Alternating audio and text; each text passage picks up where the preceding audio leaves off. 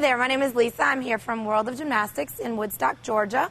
We coach gymnastics. We also have cheerleading here at our campus, and then there's swimming across the street. So we have a family feel in our campus. So now we're going to talk about how we teach a back tuck in our gym. We first start off, once again, with the body positions. We want to make sure that the kids fully understand how to do the body positions. So I'm going to teach Selena how to hit a hollow position in the air. So we're going to do it laying on the floor. So she's in this nice tight hollow. Now I'm going to tell her to pull her knees up to her belly. So she's going to bend her knees and pull them up into a nice tight tuck and come back down. And we're going to do repetitions of those before we ever let her try a back tuck. So I'm going to say lift into your candle.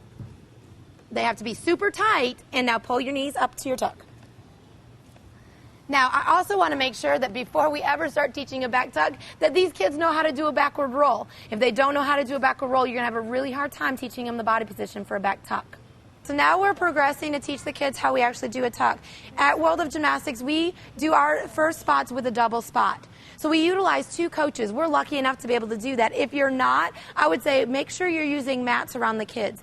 This way, we're teaching the correct body alignment with our kids. She's going to jump up in the air, hit that nice tight candle, pull her knees to her belly. The coaches are going to slow her down for the first few. So she's going to jump, reach. The coach's hands are on her at all times and making sure she stands up. She gets that nice, tight, tall set that we call in gymnastics world. And she's learning the body positions very, very clean. Once they learn that double spot, we're going to go ahead and just use one coach so that the kids are doing more of the work. Megan's showing you how we spot with two hands and still capable of controlling most of the kids. So you can reach her up in the air and actually stop her in the middle if her head and arms are in the wrong place.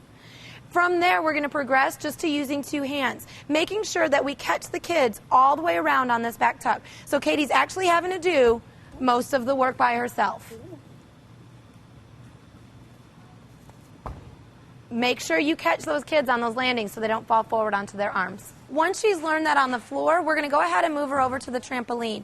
We're going to start with her arms up. We're going to do the same thing. There's two different ways to do it. You can either jump with your kids or you can just have them do it stationary. The trampoline gives them a little bit more spring. We're going to try it first with a jump. She's going to go on the count of three, just like we did on those front tucks. You ready, Katie? Here we go on the count of three.